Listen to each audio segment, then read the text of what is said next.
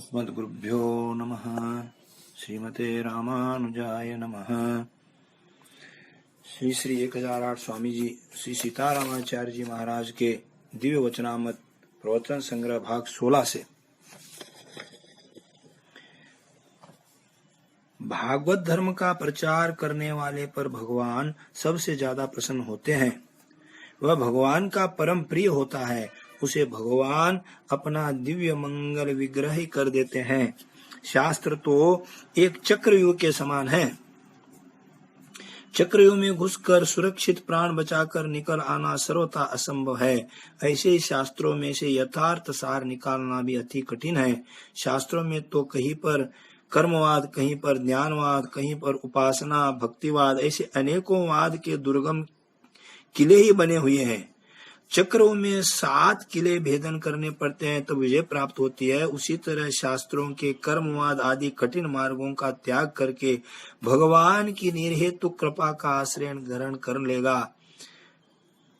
भागवत धर्म पर आ जाना, प्रपन्न शरणागत बन जाने पर इस शास्त्र रूप चक्रव्यूह का भेदन कर विजय प्राप्त कर लेना है।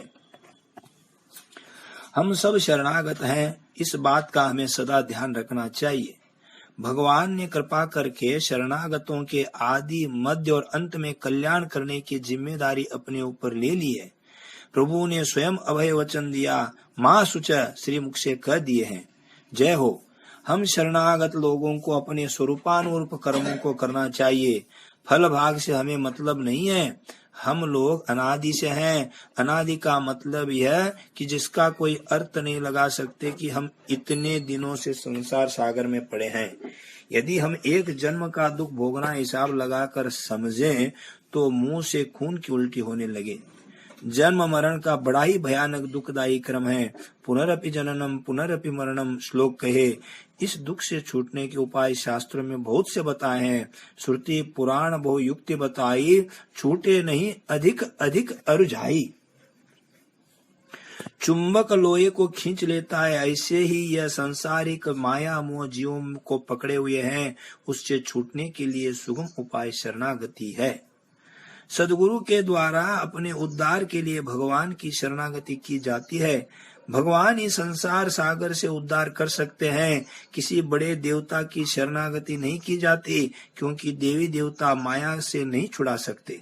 शरणागत जनों को शरणागति के अतिरिक्त और जितने भी उपाय हैं, उन सब उपायों को त्याग देना है। शरणागति तत्व के अतिरिक्त अन्य कोई चीज नहीं सुनना है, और जो पहले दूसरी चीजें सुनी है उन्हें भी भूल जाना है, अर्थात छोड़ देना है। लौकी, करेला, मतीरा, गोभी छोड़ने और न छोड़ने से कोई लाभ हानि नहीं है। छोड़ने की तो असली चीजें देवतांतर, प्रयोजनांतर, उपायांतर आदि है। यदि उपायांतर देवताना हमारे में बना रहे तो हमारा जन्म मरण से छुटकारा किसी भी प्रकार नहीं हो सकता। शाक भाजी आदि खाने के पदार्थों को क्या छोड़ना क्या नहीं छोड़ना, यह तो अलग अलग प्रांतों में जहाँ जो कुछ मिलता हो, जो प्रथा चालू हो, उसी को मानना चाहिए। जिस देश में साग नहीं मिलता तो अन्य कोई दूसरी चीज खाकर निर्वाह करते हैं। भगवान के प्यारे मित्र भक्त निषाद राज थे। उन्हें खाने पीने की कोई चीजें भी नहीं छोड़ी थी। अपनी जाति तथा प्रथा के अनुसार वे सब कुछ खाते थे, तथापि परमात्मा के परम प्रिय कृपा पात्र दास हुए। भगवान में जो अविश्वास है उसी को छोड़ देना है। जटायु जी गिद्ध थे, जरा मांस भक्षण करने वाले थे, परंतु परमात्मा के परम प्यारे हुए।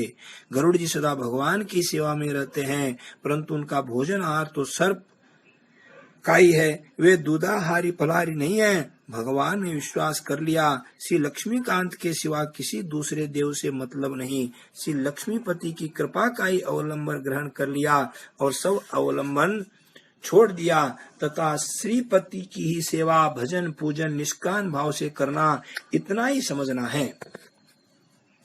ऐसे समझ वाले प्रेमी के लिए तो भगवान सदा साक्षात होकर रहते हैं। सब शास्त्रों का सार सत्संग इतना ही निचोड़ है। हम शरणागत लोग जब तक इस संसार में हैं, तब तक सदा सावधान रहें।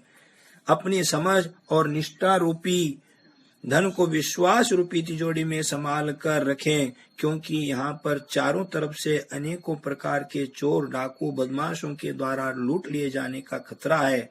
मजबूत तिजोरियों को भी बदमाश चोर तोड़ ले जाते हैं। आगे कहा जा चुका है कि हमें फल भाग से कोई मतलब नहीं है, क्योंकि भगवान अभय वचन कर चुके हैं कि मैं सभी पापों से छुड़ा दूंगा। इसलिए पाप छुड़ाने के लिए, पुण्य कमाने के लिए हमें कुछ भी करने की जरूरत नहीं है।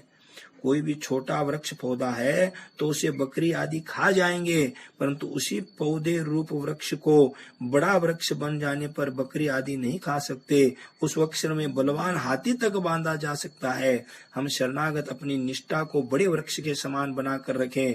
हमें पुराण आदि ग्रंथों को पढ़कर फल महात्मा वाली कथाओं की तरफ जरा भी ध्यान नहीं देना चाहिए। चक्रों में नहीं फंसना चाहिए। जहाँ तक हो फल महात्मा वाले शास्त्र सुनना पढ़ना सर्वथा ही त्याग देवें, क्योंकि हम लोग तो भगवान की निरहेतु कृपा रूपी सुख शैया पर सुलाए गए हैं। हम लोगों को परमात्मा की नवदा भक्ति सदा करनी है, परंतु भक्ति को उपाय रूप में नहीं मानना है। उपाय तो हमारे भगवान ही है और फल भी हमारे भगवान है। शरणागतों को आर्त बनना चाहिए। मन में विचार करना चाहिए कि इस भयानक संसार सागर से छुटकारा होकर, श्री बिरजा स्नान होकर हमारा सच्चा घर परम पद मिले। परम पद में हम नित्य माता पिता और बंधु के साथ रहें, परमात्मा के गोद में हम खेलें। ऐसा सौभाग्यपूर्ण दिन कब प्राप्त होगा, ऐसा विचार करके संसार अति भयानक समझ में आवे। संसार के माँ बाप झूठे हैं। पूर्व जन्म के हमारे माँ बाप अभी भी मौजूद होंगे। पूर्व जन्म के लड़के हमारा श्राद्ध भी करते होंगे। भगवान श्री कृष्ण भागवत धर्म को परम श्रेष्ठ निर्भय धर्म बतलाए। भागवत धर्म पर रहने वाले को फिर संसार में गिरने का भय नहीं है। शरणागत भगवत कैंकर्य समझकर सब कुछ व्यवहार किया करते हैं। भगवान आज्ञा, भगवत अर्पण, आत्मसमर्पण आदि एक ही चीज के नाम है। त्वदीय वस्तु गोविंद तुभ्यमेव समर्पित। हे प्रभु, सब कुछ तुम्हारी वस्तु है और तुम्हारे ही को अर्पण है। ऐसा निष्काम भाव सदा मन में रहना चाहिए। कवि योगेश्वर जनक जी को सब बता रहे हैं। अज्ञानी बदमाश लोग तो कहते हैं कि पुण्य और पाप सब कुछ भगवान ही कराते हैं। ऐसा कहना बदमाशी और मूर्खतापूर्ण है। भगवान तो अनेक स्थानों में स्पष्ट कर दिए हैं कि हम पाप में प्रवृत्ति नहीं कराते हैं। श्री रामायण जी में और गीता जी में खुलासा कर दिए हैं। सो परत्र दुख पावई, सिर धुनि धुनि पचिताय, काल ही कर्म ही ईश्वर ही मिथ्या दोष लगाए। काल रूप में तिनकर त्राता। दुर्योधन की पार्टी वालों की उल्टी समझ है कि भगवान ही हमसे पाप कराते हैं, परंतु सत्संग से ज्ञान प्राप्त हुए लोगों की समझ नहीं होनी चाहिए। पाप करने पर तो अवश्य बुरा फल मिलेगा। हम लोगों को तो ऐसा समझना चाहिए कि गुण तुम्हारे निज दोषो, भगवान को दोषी नहीं समझना चाहिए। दोष तो अपना ही कबूल करना चाहिए। अपना दोष कबूल कर लेने वाले को राज दरबार, अदालत, थाना और पंचलोक के समक्ष भी माफी मिल जाती है। सुखी सो सीता राम से, दुखी सो निज करतूत, तुलसी ऐसे संत को सकेन कलयुग धूत। यह जीव सदा इस संसार में रहकर अपराध करता रहता है। अपने कर्मों से रोग व्याधि मौत धन हानि तो हो जाती है, तो भगवान ही के ऊपर दोषारोपण करते हैं। अपने को चालाक समझने वाले ये बदमाश कहते हैं कि करे धर्म तो फूटे कर्म। बुरा काम करके कहता है कि भगवान ने हमको आंख कान नाक पैर आदि दिया है, इसलिए जो हमारे मन में आता है सो करते हैं। ऐसा कह के अनर्थ अधर्म ही करता रहते हैं। पुत्र को पिता ने अपनी रक्षा करने के लिए पिस्तौल, तलवार, चाकू आदि शस्त्रास्त्र दिया और पुत्र उन हथियारों से अपना अंग भंग कर ले तो उसमें पिता का क्या दोष है। भगवान ने तो हाथ पैर आंख कान आदि अच्छे कार्य करने के लिए दिए हैं, न कि बुरे कार्य करने के लिए। पुत्रवत जीव जब बदमाशी करता है तो पितृवत परमात्मा उस जीव पर रुष्ट होते हैं। भगवान के गुस्से को श्री जी और सदगुरु पुरस्कार बनकर शांत करा देते हैं। यहाँ पर कर्माधीन सृष्टि की रचना है। भगवान उसमें अंतर्यामी रूप से विराजे हुए हैं।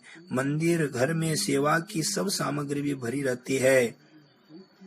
शरीर रूपी मंदिर घर में दांत मुंह तो चक्की है, जठराग्नि चूल्हा है, आंख कान झरोके हैं, नाक मुंह श्वास आने जाने के दरवाजे है, पैर टांगा मोटर घोड़े आदि की सवारी के समान है।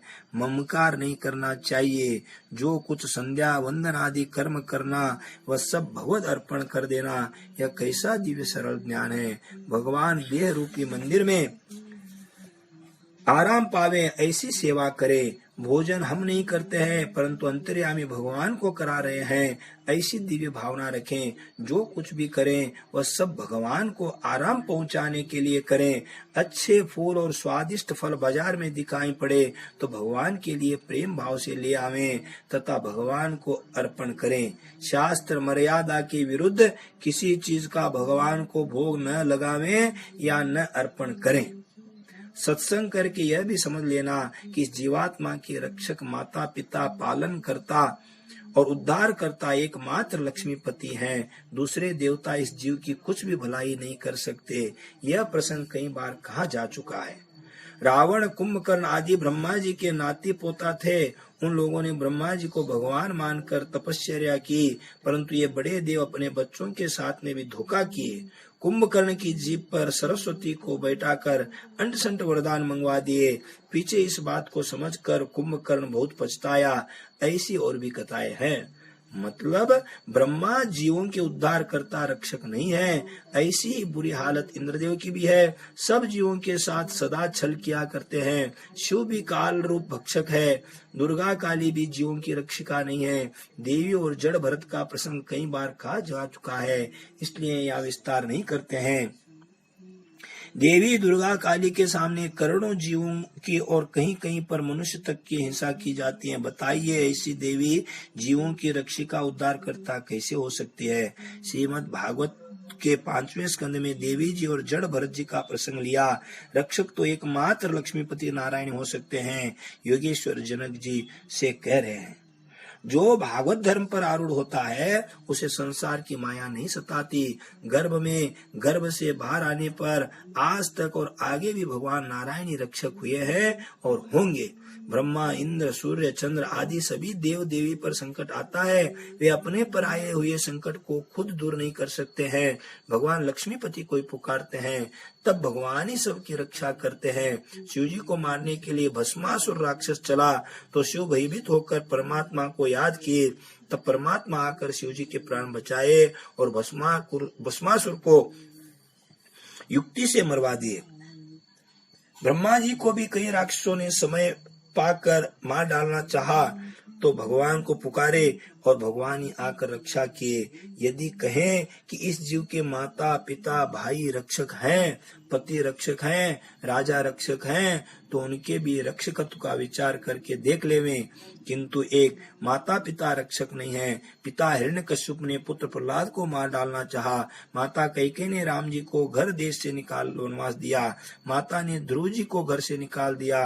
भाई रावण ने विष्णु को मार डालना चाहा। भाई सुग्रीव ने भाई माली को मरवा डाला और बाली ने सुग्रीव के साथ तमाम अन्याय किया। भोज राजा को काका ने मरवा डालना चाहा और धृतराष्ट्र काका ने पांडव भतीजों को समूल नष्ट देना चाहा। इत्यादि ये सब कुटुंबी लोग कोई भी जीव के रक्षक नहीं है। रक्षक तो भगवान ही है। पति भी रक्षक नहीं। द्रौपदी के 5 पति थे, 5 पति मिलकर के भी द्रौपदी की रक्षा नहीं कर सके। राजा नल पतिव्रता दमयंती को जंगली में अकेली छोड़कर चल दिए। राजा भी रक्षक नहीं है। हिरण्यकश्यपु, रावण, कंस, जरासंध, कालवयन इत्यादि प्राय सभी राजा प्रजा पर घोर अत्याचार किए हैं और कर रहे हैं। नाम रक्षक कार्य भक्षक का करते हैं। बहुत विस्तार से न कहकर इतना ही निर्णय संक्षिप्त में हम लोग ग्रहण कर लें कि परमात्मा श्री लक्ष्मीपति ही इस जीव के माता पिता सर्वरक्षक है। इस प्रकार का विश्वास करके शरणागतों को सदा रहना चाहिए। श्री लाल जी सरकार का मंगल हो। श्री स्वामी जी सरकार का मंगल हो। श्री भागवत गोष्ठी का मंगल हो।